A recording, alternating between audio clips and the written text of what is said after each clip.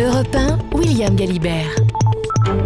Je vais un peu gonfler le torse et citer Shakespeare. Ça m'arrive pas souvent, citer Shakespeare avant d'accueillir l'invité d'Europe Nuit. Shakespeare qui disait « La mémoire est la sentinelle de l'esprit ». Et on va parler de mémoire ce soir avec Nicolas Offenstadt, historien spécialiste de la Première Guerre mondiale qui publie La Grande Guerre, carnet du centenaire aux éditions Albin Michel. Bonsoir. Bonsoir. Ça y est, les commémorations de 14-18 ont débuté, mais 100 ans plus tard, il ne reste plus aucun témoin direct de cette époque. Qu'est-ce que ça veut dire ? Est-ce que ça veut dire que, ça y est, l'histoire de cette période, elle vous appartient uniquement à vous, les historiens ? Non, parce qu'en fait, ça fait déjà un certain temps que les anciens soldats, quand ils étaient vieux, avaient peu de facilité pour témoigner. Ils avaient déjà dit beaucoup. Vous savez, les anciens soldats témoignent depuis les années 20. Donc, oui, donc la transmission a eu le temps de se faire. La transmission s'est faite et donc il y a eu très longtemps une coexistence entre les historiens et les témoins. Et là, c'est vrai que ce sont plus que les historiens qui sont là pour porter la mémoire. Mais d'ailleurs, c'est notre rôle parce que vous savez, le rôle des historiens, c'est de finalement faire dialoguer les morts et les vivants. Donc en ce sens, pour la Grande Guerre, on ne fait que ce qui est notre tâche. Mais est-ce que vous sentez toujours qu'il y a une soif de connaissance et de mémoire chez les familles françaises ? Parce que beaucoup d'entre nous ont gardé une photo un peu jaunie de leur ancêtre, arrière-grand-père qui avait combattu, ou parce qu'ils ont gardé une lettre. Est-ce que cette soif de mémoire, elle est toujours présente 100 ans plus tard ? Absolument, et je pense qu'elle est très présente pour la Grande Guerre, pour des raisons assez simples et rapides à expliquer. D'abord, c'est que c'est un événement qui a touché tout le monde. Toutes les familles françaises quasiment ont été touchées. Il y a 8 millions de soldats qui ont été mobilisés. Donc c'est évidemment colossal. Et puis à l'arrière aussi, beaucoup de familles ont été bouleversées par les deuils, par les changements économiques et sociaux. Et puis par ailleurs, c'est aussi une mémoire qui peut trouver une forme de consensus. Aujourd'hui, la figure du soldat de 14-18, c'est finalement une figure qui est acceptée par tout le monde. Tout le monde a finalement une certaine sympathie pour les poilus. Soit qu'on considère qu'ils aient beaucoup souffert, soit qu'on considère qu'ils aient été victimes d'un État extrêmement excessif dans ce qui leur était demandé. Donc d'une certaine manière, tout va dans le même sens pour que 14-18 soit encore très présent aujourd'hui. Et justement, 100 ans plus tard, est-ce qu'il reste certaines cicatrices qui ne sont pas tout à fait fermées ? Est-ce qu'il y a des aspects de ce conflit que la France n'assume pas encore totalement, même 100 ans plus tard?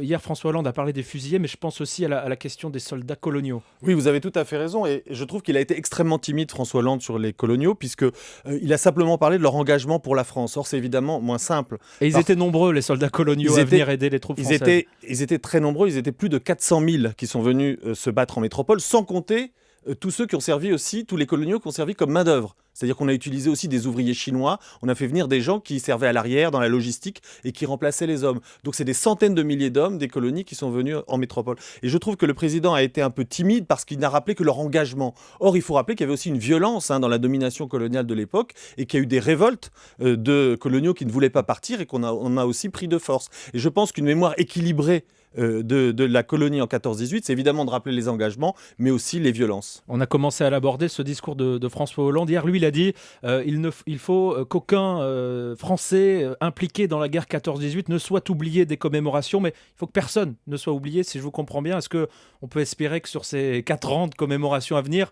il y ait la place pour que la mémoire de tout le monde soit saluée ? Oui, et vous avez raison de poser la question, parce qu'en fait, ce que dit l'État n'est qu'une toute petite part des commémorations. Vous savez qu'il y a des milliers de projets en cours dans toute la France qui touchent aussi bien les troupes coloniales, les fusillés, les femmes à l'arrière.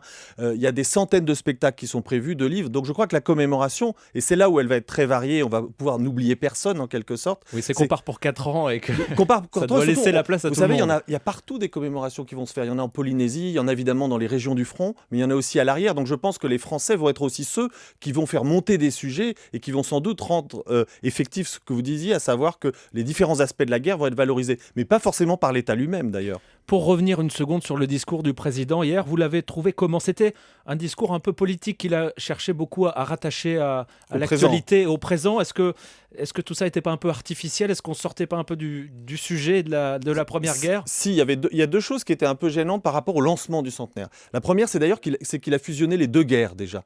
Il a parlé de l'anniversaire de 14-18, c'était l'objet du discours, et puis c'était évidemment un moment attendu, mais il a aussi rappelé beaucoup, et à mon avis un peu trop, la Seconde Guerre mondiale. Je pense que ce grand discours doit être un peu pédagogique et c'est bien de ne pas confondre les événements parce qu'un résistant, c'est pas un poilu. On peut les mettre en série, mais c'est pas la même histoire, c'est pas les mêmes contraintes, c'est pas les mêmes enjeux. Donc en ce sens, c'est un discours un peu décevant. Il est sans doute aussi décevant, je pense, pour les gens de gauche parce que les références du président étaient absolument pas socialistes. Il a cité beaucoup plus De Gaulle que Jaurès, qui a paru qu'un tout petit peu. Donc c'est un discours finalement assez banal et consensuel, j'ai trouvé. Bon, consensuel, François Hollande. Un dernier mot avec vous, C'est Nicolas. pas très étonnant, oui, en effet. Offenstadt. On a vu le prix Goncourt cette semaine décerné au livre de Pierre Lemaitre qui se déroule à cette époque. On va essayer de se projeter un peu dans 20, 30, 40 ans. Est-ce que cet intérêt pour notre histoire et pour cette histoire de la guerre peut durer ou forcément ça va s'effilocher comme ça s'est effiloché par le passé? Qu'est-ce qu'on peut s'imaginer en quelques mots? Il y a un risque peut-être effectivement que ce passé s'efface un petit peu parce qu'il est porté aujourd'hui beaucoup par la génération des petits-enfants et des arrière-petits-enfants qui transmettent souvent la mémoire du grand-père. Par exemple, le dessinateur de bande dessinée Tardy parle toujours de son intérêt pour 14-18 à travers son grand-père. Et c'est le cas de beaucoup d'autres gens. Donc effectivement, cette troisième génération va vieillir. Et donc là, il y a des enjeux peut-être qui sont un peu différents lorsqu'ils vont disparaître.